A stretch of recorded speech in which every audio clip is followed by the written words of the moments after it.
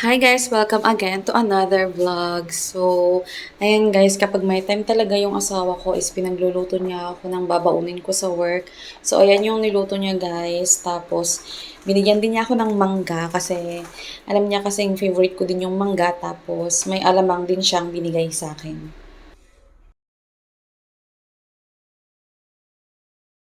Usually kapag Sunday guys is nasa bahay lang talaga kami so hindi kami masyadong palapasyal kasi nga may binabantayan din kaming tindahan. Tapos ayan si Daddy is nagluto ng sopas. Every Sunday din guys yung schedule ko para mag-content and mag-shoot ng mga video para sa TikTok. So nag-affiliate ako dun guys kaya yan yung mga binibenta ko na binili ko rin sa sarili kong pera. So hindi ako nag-request ng free sample.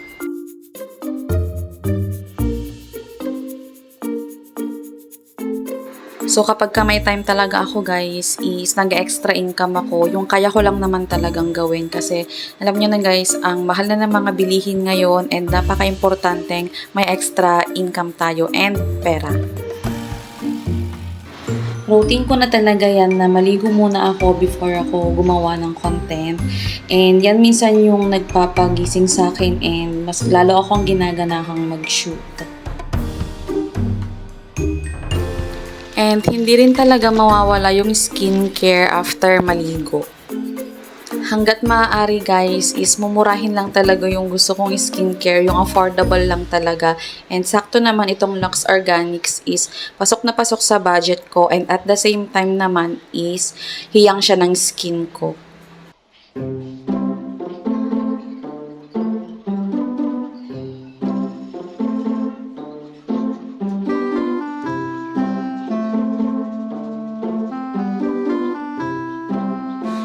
Yung trabaho ko nga guys, is sumaharap ako sa mga customer kaya kailangan din talaga natin mag-skincare para kahit papano is medyo okay naman yung balat ko kapag humaharap sa mga customers. And actually guys, ang advice ko lang din sa inyo is pumili din kayo ng skincare na mura lang na hiyang naman sa inyo para at least hindi masyadong masakit sa bulsa and kapag magba-budget kayo is masasali din siya sa ating mga budget.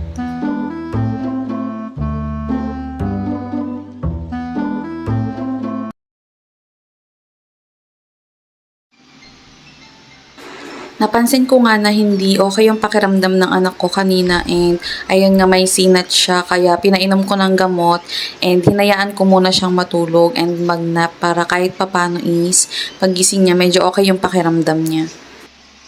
And sana nga hindi magtuloy ang sipon niya kasi hindi na naman siya makakapasok sa school niyan.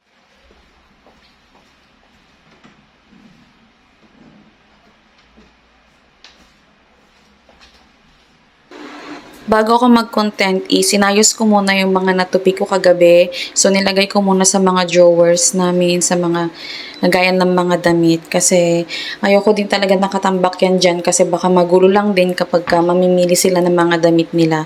So, mas okay talaga na ilagay muna sa lalagyan.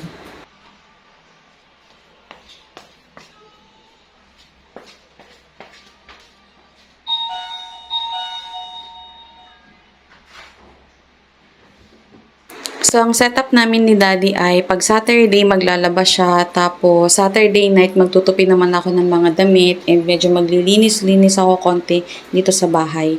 So, napakahalaga talaga na may teamwork kayo ng asawa mo pagdating sa mga gawaing bahay kasi actually mahirap din naman yung ikaw lang kasi nakakapagod din ang trabahong bahay sa totoo lang. So, ayun, nag-usap kami ni Daddy, nag-set up kami and nagkasundo naman kami doon sa ganung setup.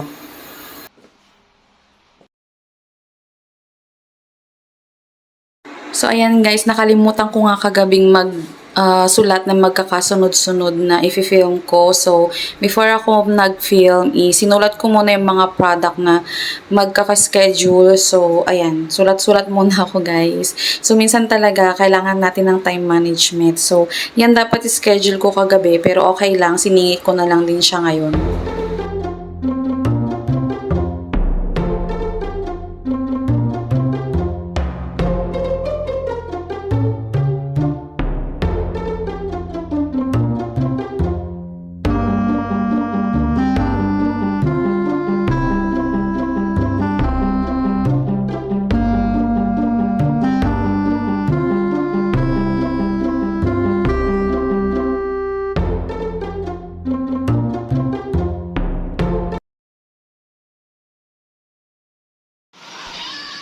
4:00 nga ng hapon at biglang umulan ng malakas. Kaya ayan guys, nasa loob lang kami ng bahay ngayon, hindi kami makalabas.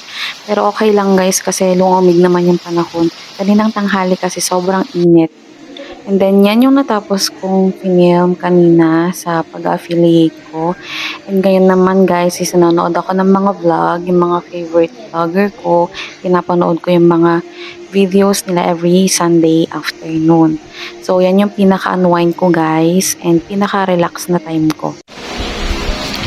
So, hi guys. So, mag-i-explain lang ako kung bakit ako nag-voice over sa mga vlog. Kasi, si mama kasi is umuwi na siya dito sa probinsya, which is kasama namin siya dito sa bahay. So, kasama na namin siya dito and every time na mag-vlog ako ng ganito nagsasalita is natatawa siya. Tapos, medyo ako din natatawa na kaya yung ending, wala akong nag-vlog dahil doon sa medyo kami. Natatawa kami kasi nga, hindi siguro siya sanay na ganito na nag-vlog ako ng ganito. Ayan, so, yung asawa ko tsaka yung anak ko, sanay na sila na ganito nagsasalita ako, kung ano-ano yung mga sinasabi ko, kausap ko tong phone, so okay. Pero si mama kasi minsan, ang bilis niyang tumawa kaya ang nangyayari is, ayun nga, hindi na ako nakakapag-vlog. And dati pa din kasi is nag-voice over talaga ako. Kung mapapansin nyo dun sa mga mini vlogs ko is voice over talaga and doon ako komportable dati. Ngayon, natuto lang talaga ako magsalita and nasanay sa ganito kasi parang okay din. Pero yung una ko talagang mga vlogs, mini vlogs and yung mga private ko is naka-voice over yun. So, back tayo sa voice over. And, wala naman masyadong sa voice over, no? Okay lang din naman yung kasi at least nai-explain ko pa rin na maayos yung mga ginagawa ko sa vlog. So, yun.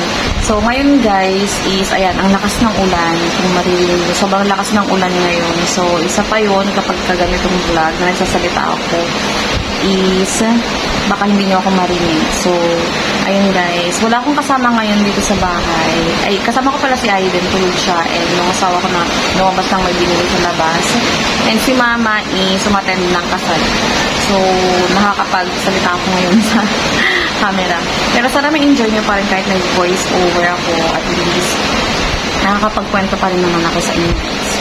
So, ngayon nagre-relax lang ako. Nanonood ako ng vlog ni Miss Hazel King tsaka ni Crystal. So, yun yung mga pinapanood kong vlog.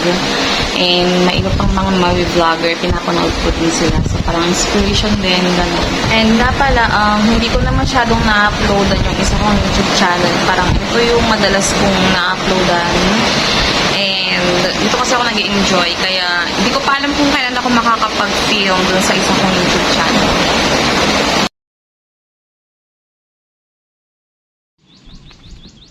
Today guys, maagang natapos yung duty ko sa work, kaya maaga din ako nakauwi. And then bumaba lang ako dyan sa may kanto kasi hindi ako nasundo ni daddy. Kaya ayan, in-enjoy ko na lang yung paglalakad. And guys, favorite ko yung paglalakad dito pa uwi sa amin kasi as in, onti lang kasi yung bahay dito sa amin, magkakalayo yung mga magkakapitbahay. And then, ayan, sobrang makikita mo talaga, ma-appreciate mo talaga yung nature. So, dito sa lupang binili namin guys, sobrang thankful ako kay Daddy kasi, Daddy Alvin, kasi tinamnan niya ng, ayan, alateres dyan, which is favorite namin ni Mama kasi simula nung nandyan yan, medyo lumamig yung aura or hangin dito sa bahay. So, nalesen yung init. Kaya yan guys, nandyan lang kami para mag-relax and magkwentuhan.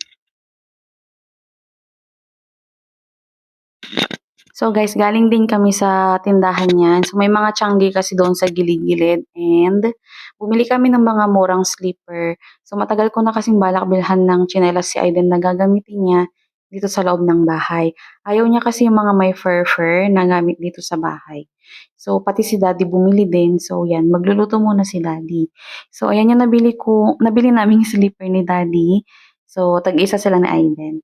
And then, nakita daw sila ng ninang ko sa kasal, ninang namin ni Daddy. So, binigyan si Aiden ng chocolate. So, yung iba dyan nakain na nga. And of course, ayan, namilit na naman yung anak namin and nagpabili ng laruan. Kaya, no choice na naman kami, binilhan namin siya para maging happy siya today. So ako naman guys, after dinner, after maglinis ng bahay, so ayan, medyo maglilista-lista na ako ng mga kailangan namin dito sa bahay for groceries. And then magbabudget ako, magpa-plan and to-do list para bukas. So ganyan lang yung ginagawa ko minsan guys as a working mom kasi syempre kailangan balance lahat. Wala dapat makakaligtaan, even yung schedule nga din sa school. So, minomonitor din namin yan. And of course, ngayon na nagko-content na ulit ako dito sa YouTube. And sinabi ko nga na this year, isa sa mga goal ko is maging consistent ako dito sa YouTube. So, ayun lang guys. Thank you for watching kung nakaabot ka sa video na ito.